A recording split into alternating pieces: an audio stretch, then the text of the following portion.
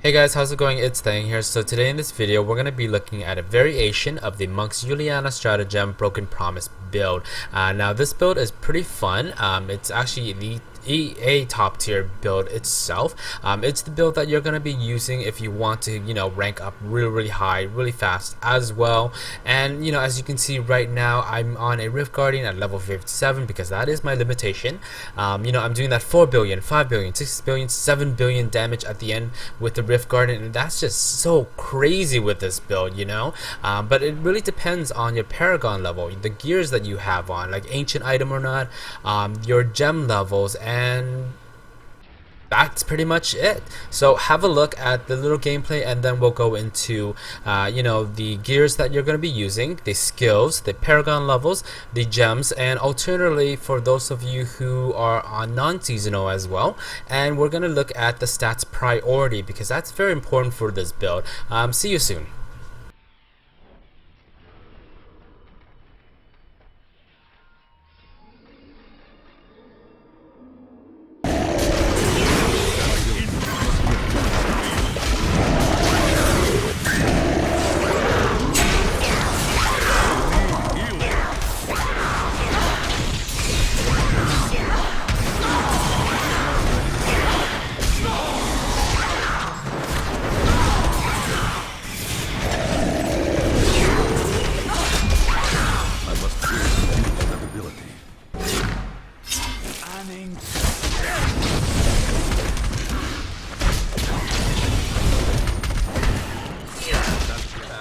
Alright, welcome back. So first thing we're going to do is we're going to look at the stats priority, and this is very important. There are two stats that we need to concentrate on the most for this build itself.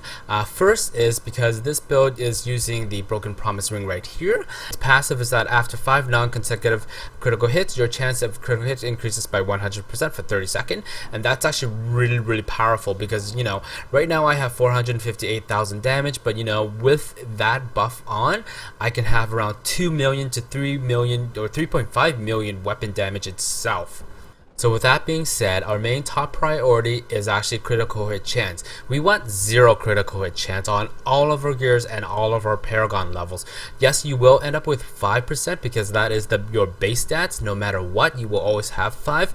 But on all of our gears and everything, we want no critical hit chance at all because we want to trigger that Broken Promise passive as much as we can, as soon as we can as well.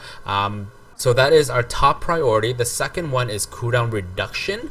We want to have as much as we can, as well as high as we can. I would say minimum 60% is good, but have at least 68 if you can, or 69 before the Gokuk of Swiftness kicks in, because well, 7-sided strike has been nerfed in the fact that the cooldown does not start until you finish the 7-sided strike animation. So that's why we want as much cooldown as possible, because we want to shorten that 7-sided strike cooldown, okay, so that you will be able to enter into that that invincible frames as much as you can. So that's second priority. Third is going to be your critical hit damage as high as it can be.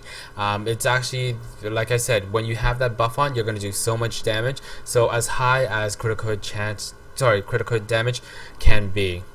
Next stat is going to be fire, because our exploding palm is going to be fire based, so we want that. And then lastly is going to be exploding palm damage increase, okay? So with that done, let's go look at the gears that we're going to be using. We're going to be using the full Uliana Stratagem set, so there's no going to be that Ring of Royal Grandeur combination. The full set for this build, so you have helm, shoulders, gloves, chest, pants, and boots. Alright, then for our weapons, we're going to be using the Lion's Claw for seasonal, and we're also going to be using the Fist of Ashtarak right here to increase the damage of our exploding palm. Now for those of you who are on non-seasonal, and because you can't get this, well, you can use the Sunkeeper right here to increase damage to elite if you want to. For consoles, you will have the Lion's Claw, so don't worry about that. So that is an alternative for non-seasonal. You can actually also use the Ingeum right here, but I would recommend that you use this in T10 and under, or Greater Rift 45 and under as well. Anything over 50, it does take a long time to kill the mobs, especially if you don't have that Paragon level or the legendary gem levels as well. For our rings, we're going to be using the Focus and Restraint ring right here to increase our damage by 50% per buff. Another combination, if you don't want to use that, you can use the Convention of Elements with the Unity ring right here to help you survive higher Greater Rift level if you want to. With Convention of Elements, it's kind of tricky because of the fact that it circles through the elements and you may not get that fire element when you want it. So that is the little trick right there, okay? Next is going to be our belt. Now, I would definitely recommend you using the Binding of the Lost because we're going to be using 7-sided strike. That means that with each strike, it stacks to 14 times. 14 times it by 3 point X amount right there is our damage reduction or increase in toughness. So that will definitely help us with survivability. If you don't want to use that, you can use the Vigilante belt to help you increase in cooldown reduction, which helps boost that, over that 70%. Hold on, let me put this on. So 68% right there in cooldown reduction if you want to use that. If you don't want to use Vigilante belt, then you can use the Strings of Ears as well to decrease in melee attacks. It's great in combination with the Eye of Elch right there. If you want to use that combination, you can. If you don't, again, you can use the Witching Hour as an alternative to increase your damage as well. For the neck piece, the one I would definitely recommend is always best in slot is going to be Hellfire Amulet. If you don't have one, the next best one is going to be the Flavor of Time. The reason is because it will always have cooldown reduction on it with the other 4 stats as well. So you can have a socket, and then you can have dexterity, vitality, and whatever it is. So I've changed one of the stats into critical hit damage increase by X amounts, right? So that is my recommendation for necklace. If you don't have that, you can use the Eye of Elch if you want to decrease in range attack right there, or you can get one of the other amulets that absorbs the element and then heals you. So that is for the necklace. For bracers, we're always going to be using the Gundle Gear bracer right here because that helps us to spread out the exploding palm much faster with the 6-piece of Uliana stratagem set right there. Okay, so this is a must period. You can't really use this build or any other Uliana stratagem build without the Gundle Gear. Alright, let's go into the Kanai Cube. So our slot here for the ring is going to be the Broken Promise right there.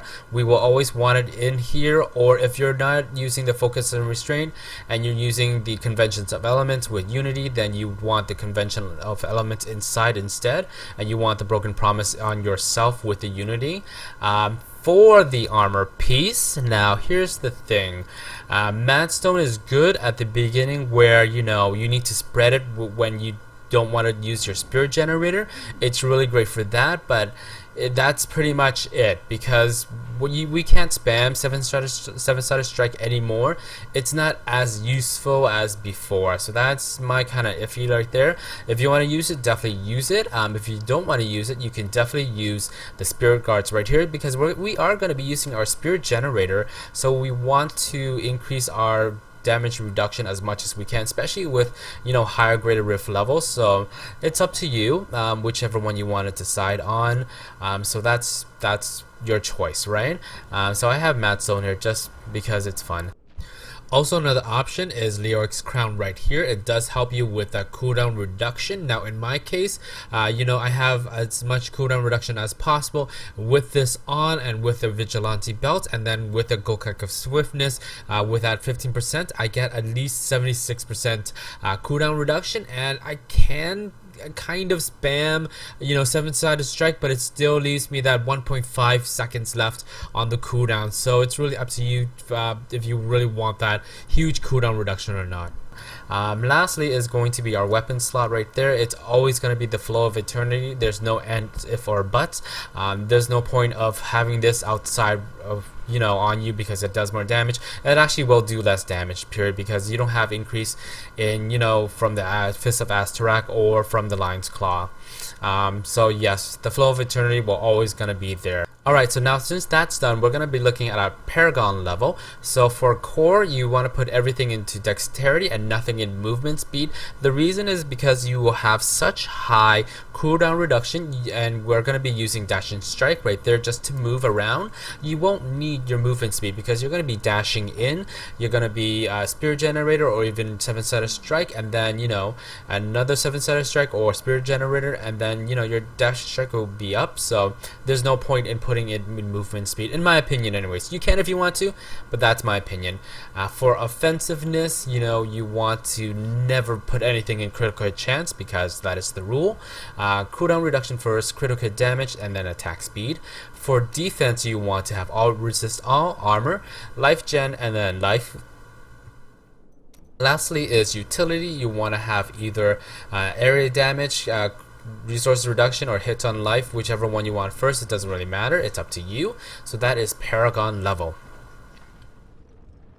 Alright, so let's go into our skills. So with our skills, for our Spirit Generator, this choice is up to you.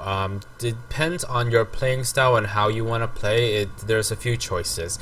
So we always want to increase our damage as much as we can, or we want to crowd control. The best one for increasing damage is Way of 100 Fists with Assimilation right here. So how it works is that every third hit you get a buff for 5 seconds, for 5%. Now that buff stacks with how many enemies you hit, right? So let's say if you hit 3, that increases by 15% because 5 is 15, right? Now you can have a maximum of, I don't know, because the maximum I've gotten was 12. 12 times 5 is 60% increase in damage, so that's quite a lot. So that's up to you. It's not great at Griff Guardian or, you know, elite mobs where it's like one-on-one, but it's good in a pack. So the next choice is going to be Crippling Wave Tsunami. This is to help you crowd control in a 360 movement.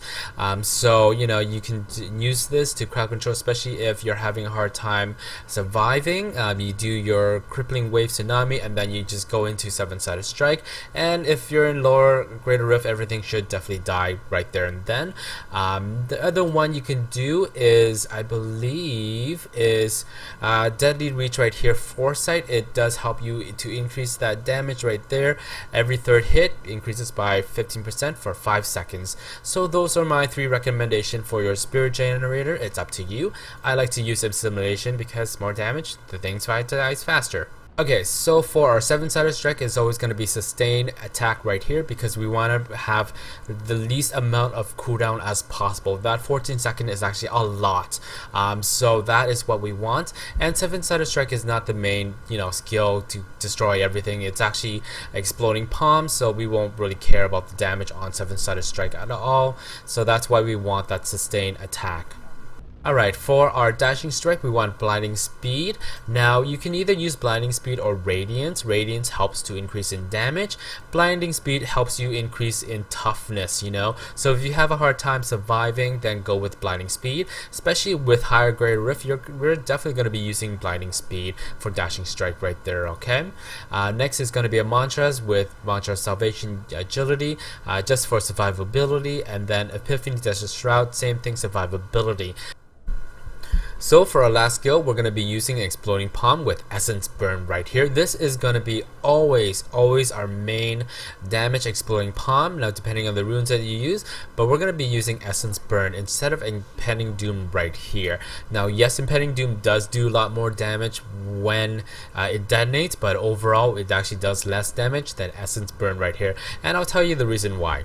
So as you can see, it says instead of bleeding, the enemy will burn for 1875 weapon damage as fire over 9 seconds. If the enemy dies while burning, it explodes, causing all enemies to burn for 3260% weapon damage as fire over 3 seconds. Now because of, you know, our Uliana stratagem set and our Gando gear bracers, we actually have 2 dots on the mobs at the same time.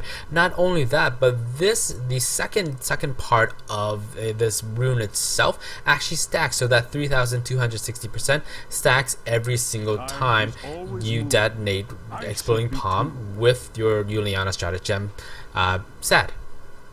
So while those dots are happening, you know, it does take into consideration of the weapon damage that you will have with the Broken Promise. So once Broken Promise goes off, it's gonna crit for that billions and billions of damage for that 3 seconds. So that's why it's so powerful. It's just astronomical, as you can see with the Rift Guardian. You know, normal mobs you're gonna have like that few billions, but Rift Guardians you're gonna have that 5, 6, 7 billions, and that's how you can kill the Rift Guardians much faster. You're gonna spending a lot of time, you know, killing trashes in the Rift itself, but it does help you to catch up a lot with Burning Essence. So that's why we're gonna be using Burning Essence. Okay. Lastly is going to be our passive. We always want Beacon of Yitar to help our cooldown reduction, so that's a must. Now for next one is going to be near death experience. For those of you who are playing higher grade rifts, you're going to be using this. Definitely it helps to save your butt from, you know, having to die and then waiting that X amount of seconds. Next is going to be determination, because with higher grade rift it's going to be harder to kill everything, so that's what we're going to be using. The mobs are going to be around for a long time anyways. Well, not that long, but long enough. The last skill we're going to use is Sixth Sense. Now you can either use Sixth Sense or Harmony depending on what you want to do.